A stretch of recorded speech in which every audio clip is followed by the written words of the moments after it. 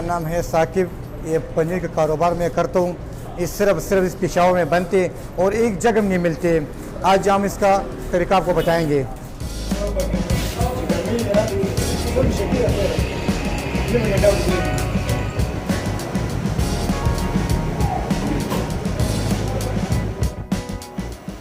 अभी हमने दूध गर्म कर दिया, इसको हमने जोश दे दिए।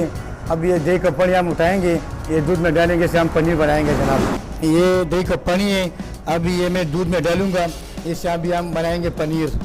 अभी ये देखो जी तमाशा करो जनाब, ये हल्का हल्का हम इसमें डालते। ये खाली दही का पानी है बस, उसमें और क्या भी नहीं है जनाब, खालिश चीज़ है।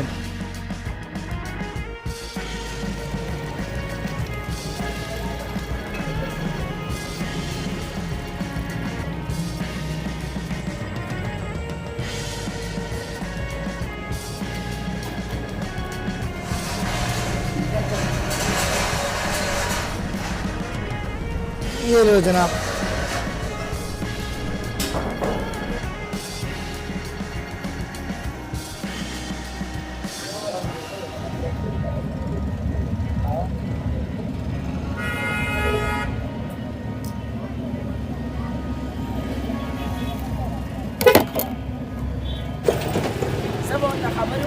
साकिब पनीर